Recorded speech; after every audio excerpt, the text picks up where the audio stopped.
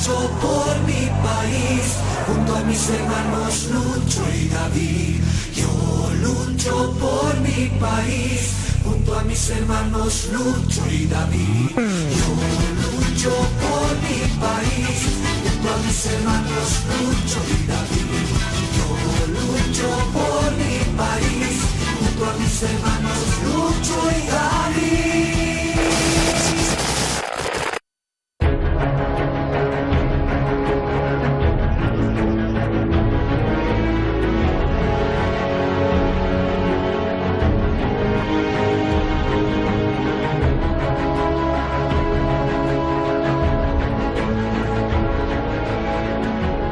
Es la campaña electoral más polémica y tensa por la presidencia de Bolivia. Un escenario de déjà vu, casi los mismos protagonistas, más una presidenta interina convertida en candidata. Bolivia decidirá el 18 de octubre y los ojos del mundo girarán en torno a ese país, no solo por el caos que sucedió a las elecciones del 2019 cuando la oposición, las Fuerzas Armadas de Bolivia, organismos regionales como la OEA, con Estados Unidos detrás de bastidores, materializaron su hoja de ruta, es decir, denuncias de fraude electoral, asesinato de simpatizantes del movimiento al socialismo y la estocada final, la renuncia obligatoria del líder indígena Evo Morales, sino también por la pandemia que azota el país. La presidenta de facto, Yanine Áñez, no quiere irse del Palacio Quemado, pero no le queda de otra. Después de postergar varias veces el proceso electoral, tuvo que dar el brazo a torcer. El pueblo se tomó las calles, la presión popular sofocaba al gobierno surgido del golpe de Estado. Todo terminó en una fecha definitiva e inamovible. Pero hablando en plata, ¿qué se juega aparte de los altos valores y principios de la democracia? Damas y caballeros, no podemos olvidar el litio, el estaño, el hierro y más recursos naturales que las potencias ambicionan para garantizar su futuro. ¿Qué pasará en Bolivia hasta el 18 de octubre? Hoy intentaremos despejar esta incógnita en Detrás de la Razón. Bienvenidos. Después de haberse postergado las elecciones generales en Bolivia por 3 ocasiones, este domingo arrancó oficialmente la campaña electoral para los comicios generales del 18 de octubre. Elecciones que se realizan después del golpe de Estado, bajo alegatos de fraude electoral en los comicios de octubre de 2019, que dieron la victoria al depuesto presidente Evo Morales. Los gringos no aceptan que el indios pueda ser presidente. Segundo, al nuestro modelo económico. Y tercero, golpe al litio. De esta forma, la caravana del partido de Morales, Movimiento al Socialismo, dio comienzo a su campaña en Santa Cruz con Luis Arce, candidato a la presidencia. Tener un país tranquilo para todos los bolivianos, inclusivo, con estabilidad económica, que eso es lo que garantizamos nosotros. A su vez, la formación de la presidenta del gobierno de facto, Yanine Áñez, Juntos, y el candidato nacionalista Luis Fernando Camacho también se personaron en Santa Cruz para actos proselitistas, en su mayoría en caravana de automóviles. Este es el pueblo que sale por convicción. Áñez arrancó la campaña en su departamento natal, Beni, en San Ignacio de Mossos, acusando a Morales de ser el responsable de los problemas derivados de la pandemia y la falta de suministros médicos. Yo me pregunto dónde ha estado cuando se generaba tanta violencia, cuando en semejante crisis sanitaria. El expresidente Carlos Mesa, candidato de la coalición Comunidad Ciudadana, optó por emitir mensajes en las redes sociales. Ya basta de fraude y corrupción. Tenemos soluciones inmediatas. 8 partidos han sido ratificados por el Tribunal Supremo Electoral, pero los que encabezan la lista, según el sondeo del diario Deber, son Arce y Mesa con el 26,2% y el 17,1%, mientras Áñez tendrá el 10,4%. No obstante, las campañas mediáticas y de presión contra Morales no cesan. El gobierno de facto acusa a Argentina, país que acoge a Morales, de influir en las elecciones. Además, ha denunciado al líder indígena ante la Corte Penal Internacional. De que Evo Morales Ayma controla a gran parte de los jueces de la República, se habilita la vía expedita de la jurisdicción internacional. El partido MAS asegura que será ganador y ratifica a Morales como candidato para el Senado. Esto queda pendiente por el empate de jueces en el Tribunal Supremo Electoral, que decidirá otra vez en la sesión de este lunes. No obstante, Áñez asegura que incluso si llega al país será procesado. Muchísimas gracias al equipo de producción de Detrás de la Razón. Ahí tienen el documento que queda para todos ustedes. Tenemos dos invitados, por supuesto, de primer orden. Nadia Alejandra Cruz Tarifa, aparte de abogada boliviana, es defensora del pueblo del Estado Plurinacional de Bolivia, y también otro compatriota suyo, Gabriel Villalba Pérez, analista geopolítico, ambos desde La Paz. Muchísimas gracias por estar con nosotros. Bienvenidos a Detrás de la Razón. La coyuntura es en este momento muy importante para su país. Comienzo con usted, señora Cruz. ¿Qué pondría de relieve, qué demostraría el triunfo del MAS en estas elecciones en Bolivia? Bueno, más que un triunfo de un partido político, acá es importante considerar que Bolivia está en una crisis de Estado y el proceso eleccionario como tal va a generar tal vez la recuperación de la institucionalización, la recuperación del Estado de Derecho y posiblemente sea el inicio para un proceso de pacificación real dentro de nuestro país. No olvidemos que Bolivia lleva sumergida más de 8 o 9 meses en un proceso de confrontación, de polarización, en las que evidentemente las autoridades del gobierno transitorio fortalecen este hecho y que no han permitido una recuperación de las instituciones. No hay una generación de respeto o de coordinación con otros órganos de poder y básicamente, contrariamente a lo que señala la Constitución, se genera como una subsunción o un asumir funciones desde un órgano de poder respecto a los otros. Por eso consideramos que más allá de quien vaya a ganar las elecciones del 2020, son importantes porque puede generar la recuperación o la posibilidad de abrirnos hacia un proceso de pacificación real y altamente democrático. Señor Villalba, se baraja, y esto digo por encuestas que no son unos indicios tan fiables, pero se baraja la posibilidad de una segunda vuelta, es decir, ninguno de los candidatos estaría abarcando más del 50%. Y ya se escuchan acercamientos Mesa-Áñez con el líder indígena Evo Morales en Argentina. Esto es un bache. ¿Cómo el MAS afrontará esta segunda vuelta, este desafío? Bueno, en primer lugar, saludar a Hispan TV, siempre es un placer compartir con ustedes. Saludar también a Nadia, compatriota desde acá, desde La Paz, Bolivia. Pues creo que el movimiento al socialismo está planteando una campaña estrictamente basada en la crisis económica que está viviendo el país a partir de la asunción de un régimen de facto en noviembre del año pasado, sobre pretexto de un fraude que nunca se llegó a comprobar, amparado por la OEA, además con indicios de estos acercamientos y estos grupos violentos que nuevamente se han rearticulado. No solamente se están rearticulando o acercando políticamente las facciones políticas de Carlos Mesa o de Yanine Áñez, sino que también se están volviendo a articular grupos de orden violento, grupos de orden subversivo, grupos de orden paramilitar. Recientemente, nomás hace algunas semanas, acá en la Defensoría del Pueblo de La Paz, ingresó un grupo paramilitar agrediendo a una institución cuyo mandato constitucional es la defensa de los derechos de los ciudadanos, de los bolivianos, ¿no? Entonces vivimos en un estado de zozobra en Bolivia, que esperemos estas elecciones, ya suspendidas por tercera vez y que se van a desarrollar el 18 de octubre, nos brinden una solución a todos los bolivianos, nos brinden una seguridad y estabilidad y tranquilidad en el orden político, económico, epidemiológico, sanitario, porque es lo que se está disputando. ¿Qué se está disputando Bolivia en estas elecciones? Nos estamos disputando la seguridad fundamentalmente económica, ¿no?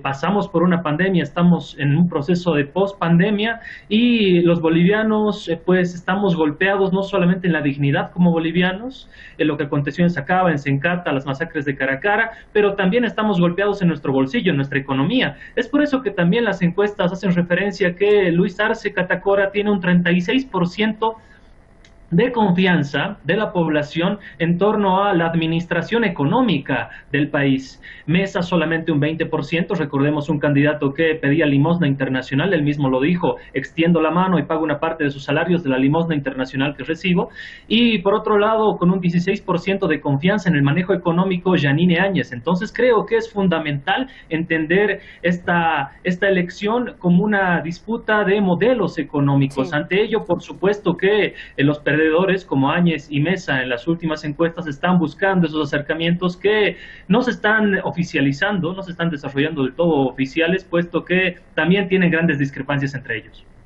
Vamos a ver, de esta zozobra, señora Cruz, de la que habla su compatriota, es la que los analistas apuntan a que en caso de que ya sea en primera o segunda vuelta, si el MAS gana y otra vez surgen estas denuncias de fraude electoral y este desconocimiento y se busca prolongar tal vez un gobierno de Áñez, haya una guerra civil, porque los ánimos están muy caldeados, especialmente del movimiento indígena, especialmente de los organismos sindicales. ¿Qué piensa usted al respecto? Definitivamente, yo no sé si llegue a haber una guerra civil, realmente espero que no. Hasta ahora, pese a los anuncios por parte del gobierno como amenazas a la población movilizada, ha sido catalogarla como guerra civil, eso no se ha dado hasta ahora. Pero sí es importante considerar el rol que en ese momento tienen en sus espaldas instituciones como el órgano electoral, definitivamente, y evidentemente con o sin el apoyo del Ejecutivo y del Legislativo, tiene que desarrollar a la altura de ese órgano del poder. Nosotros hemos sido muy críticos con el órgano electoral, pues entendíamos que no ha habido una comprensión necesaria de que el proceso electoral en Bolivia, definitivamente, como se decía en un inicio, es altamente especial, es altamente complejo, y no comprenderlo así y jugar con la expectativa o con el razonamiento que en ese momento está teniendo la población, pues resultaría muy peligroso. Particularmente yo creo que el gobierno transitorio, más allá de que haya querido descalificar o haya querido criminalizar el último bloqueo tenido en nuestro país, se ha podido generar una suerte de malestar general social, no solamente por un tema eleccionario, porque aquí yo quiero rescatar las demandas de las organizaciones. O sea, ya hay un debate dentro de las organizaciones, dentro del movimiento ciudadano y social, respecto al tema de las políticas que se van a enfrentar como consecuencia en la post-crisis pandemia, es decir, las políticas económicas.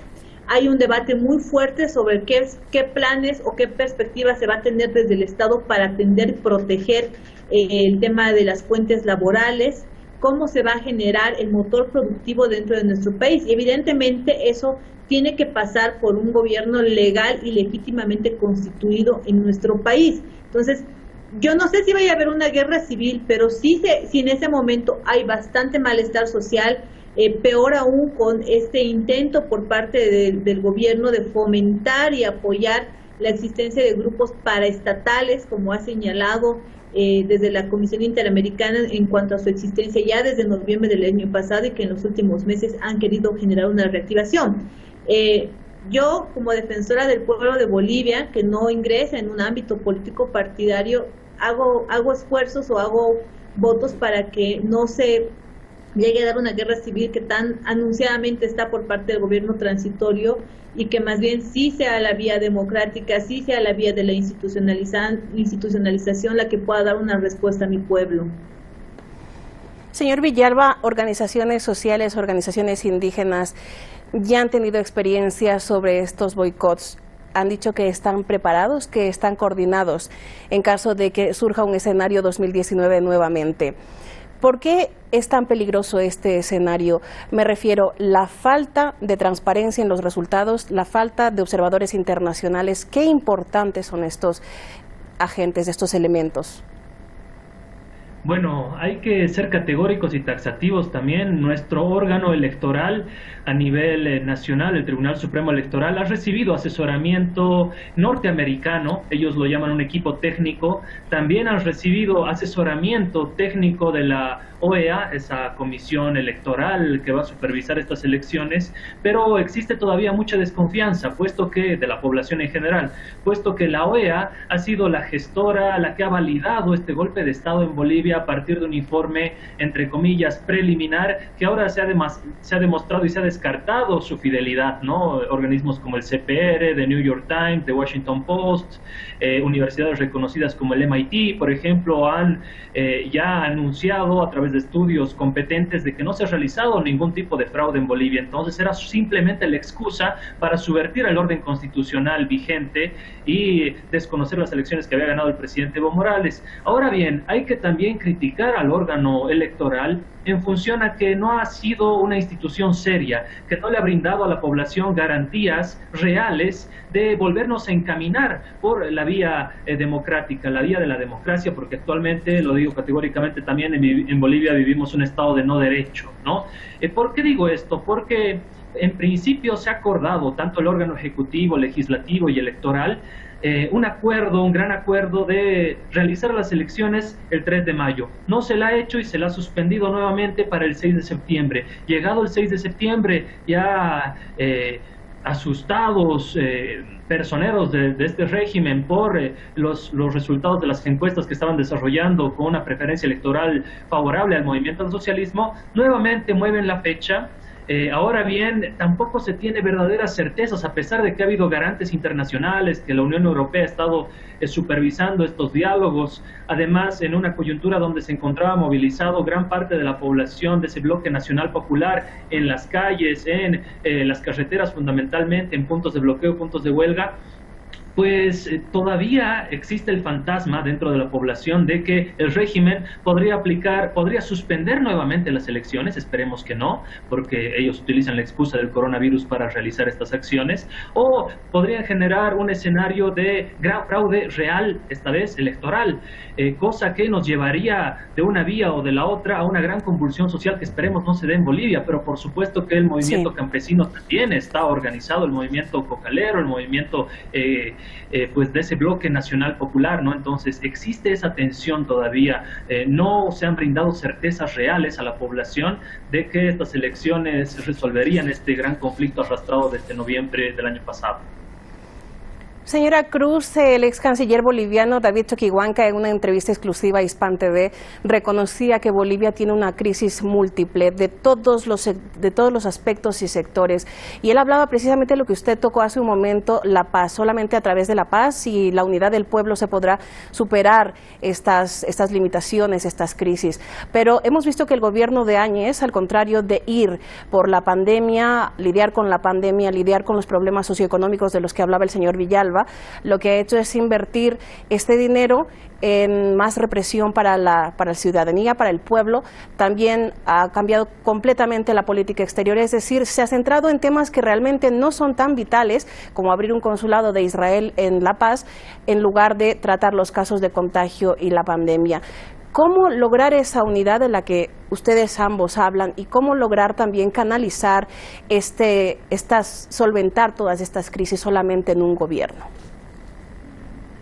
Bueno, como punto de ingreso a esta participación, creo que hay que puntualizar que es muy difícil, es un discurso el que se maneja en relación a haber hecho un proceso de pacificación o estar aportando hacia la pacificación, que se ha generado ya como un discurso político y ahora partidario además por parte del gobierno transitorio, pero eso no significa que sea real, definitivamente no, y eso yo lo afirmo categóricamente. En Bolivia ha existido procesos de pacificación que han implicado una pacificación represora, una pacificación que persigue, una pacificación que es hipócrita en relación a lo que fácticamente se ve en la población. No puede haber paz cuando existe violación a los derechos humanos, no puede haber paz cuando se van tomando las instituciones en favor de un órgano de poder o de un gobierno transitorio para no solo mantenerse, sino para mantener o generar sus líneas institucionales de acuerdo a sus intereses. Yo reitero, en este momento vivimos en un estado de no derecho. Los discursos de democracia que en un momento se habían utilizado como banderas por parte del gobierno transitorio llegan a quedar en un vacío cuando se quiere desconocer a las instituciones legalmente elegidas. En el caso de la Defensoría del Pueblo, yo quiero ser categórica en esto, a diferencia de un gobierno transitorio, yo he sido elegida por una Asamblea Legislativa Plurinacional que tiene representatividad de la población.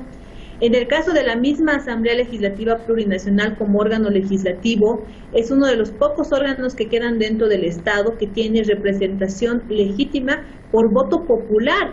Y en este caso, incluso el órgano ejecutivo quiere quitarles esa representación, más allá del contexto en el que nos podamos encontrar, especialmente político-social. Si no se recuperan las instituciones, si no llegamos a un proceso democrático, si no llegamos a tener un gobierno legal legítimamente, si no se llegan a generar respuestas de respeto hacia los derechos humanos, de protección hacia los derechos humanos, en especial de las poblaciones más vulnerables, es pues vacío y es realmente contradictorio señalar que se quiere paz. La paz no puede ser simplemente levantar banderitas blancas, tiene que generar desde el Estado políticas, planes, programas, proyectos, acciones, actitud por parte de las autoridades que impliquen ese ambiente. En Bolivia hay una crisis de Estado, se ha roto el Estado en el caso boliviano y necesitamos recuperar, y eso va a partir por parte de un proceso. Bolivia necesita un proceso de pacificación real, necesita una unidad, pero no una unidad formal, una unidad de fotografía. Necesitamos una unidad real donde el Estado no siga generando brechas, como por ejemplo en el tema de educación. No puede haber unidad cuando el Estado está generando normas que van a condicionar el ejercicio de derechos y ponen una situación mucho más lejana de aquellos niños que son pobres o que viven en poblados indígenas, de aquellos niños que viven en centros o ciudades urbanas con acceso a todo tipo de recursos. Entonces, no puede ser así, la paz no puede ser romantizada, la paz desde el Estado tiene que ser institucionalizada hacia adentro, pero definitivamente nosotros consideramos, como ya se había debatido en noviembre del año pasado, es necesario diferentes ámbitos. El proceso democrático, el proceso eleccionario será uno, ojalá sea suficiente, y ahí también hay que ser muy reflexivos, porque el gobierno que vaya a ingresar, cual fuera, tiene que entender que los primeros actos de gobierno no pueden repetir errores del pasado y tienen que dar señales a la población de que se va a generar una recuperación del Estado. Hay que generar nuevamente confianza, hay que levantar las instituciones tienen que estar destinadas a servir a la población. Sí. Ojalá el nuevo gobierno pueda hacerlo.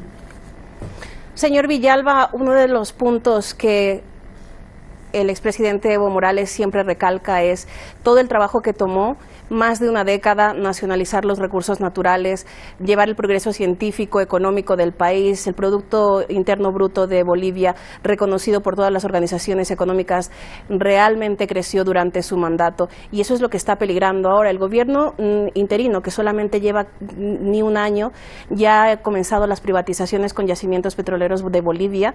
También se apunta que si el centro derechismo ganaría las elecciones, se comenzaría otra vez a esto de las privatizaciones, y también tenemos en la mitad de todo esto el litio. ¿Qué importancia en este tablero político tienen los recursos naturales de Bolivia? Bueno, Atilio Borón, un profesor latinoamericano, nos habla de la geopolítica de dominación imperial. Otra profesora, Anaster Ceseña, nos habla precisamente de esa dominación geopolítica de espectro completo. Ambas teorías geopolíticas nos refieren a que Estados Unidos considera y concibe a Norteamérica, Centroamérica y Sudamérica como un proyecto de gran isla americana. Ellos como la gendarmería. Ante ello, por supuesto que estamos viviendo un cambio de la matriz energética productiva a nivel mundial y la matriz tecnológica. Estamos pasando de la era de los combustibles fósiles a la era del litio, a la era del litio como tal. Bolivia en ese marco tiene la mayor reserva de litio del mundo. El 80% del litio del mundo se encuentra en Latinoamérica, y de ese 80%, el 80% se encuentra en Bolivia, en el triángulo del litio, ¿no?, que se comparte con Argentina y Chile. Por supuesto que también tuiteó Elon Musk, el presidente ejecutivo de Tesla, que él estaría dispuesto a dar otro golpe más a Bolivia, y afirmó a través de su cuenta oficial que el golpe había sido por el litio, por el recurso estratégico mineral boliviano, ¿no? Entonces, tenemos sin duda la confrontación de dos modelos: el modelo neoliberal, que reduce el Estado a su mínima expresión, representado por Yanine Áñez, Carlos Mesa, Luis Fernando Camacho, que representan un mismo bloque, y el modelo de desarrollo social, comunitario, productivo, representado por el movimiento al socialismo, ese modelo económico exitoso y galardonado por múltiples organismos internacionales. Esos dos modelos, y esa es la verdadera disputa de las elecciones que se van a desarrollar en Bolivia. Es uno de los escollos que queda por deslumbrar. Muchísimas gracias a Nadia Cruz y a Gabriel Villalba, ambos tan jóvenes y tan brillantes, grandes representantes, buenos analistas. Muchísimas gracias por su comparecencia en el programa. El pueblo boliviano quiere volver a vivir en paz, con unidad, y para esto es fundamental la actuación de la comunidad internacional. Lo último que se necesita en Bolivia es una guerra civil, una dictadura títere de Estados Unidos. El problema es muy complejo, sí, sobre todo por los recursos naturales del país, el litio en especial. Los indígenas aún son víctimas del racismo sistémico, lo que ha salido a la superficie en estos meses del gobierno de Áñez. Estados Unidos quiere volver con poder a América Latina y para ello tiene aliados en las filas militares y en las oligarquías. Se puede decir mucho de Evo Morales, pero no se puede olvidar su legado, la reivindicación de los derechos de los pueblos indígenas, el progreso económico y tecnológico, el repunte del Producto Interior Bruto de Bolivia. Errores cometimos muchos, ha dicho el mismo Morales, confirmando tal vez la falta de suspicacia ante la OEA y más. Pero Morales ya ha ganado una página en la historia de Latinoamérica. No se nos borrará de nuestras mentes su participación en el Consejo de Seguridad, cuando el líder indígena encaró al presidente de Estados Unidos, que estaba a pocos metros, Donald Trump, reclamándole su desprecio al derecho internacional, su injerencia en los distintos países, incluidos Irán, bajo la excusa de los derechos humanos y la democracia. Con la unidad del pueblo todo es posible, ha escrito hace pocas horas Evo Morales en Twitter. Esperemos que así sea. Les espero mañana. Gracias.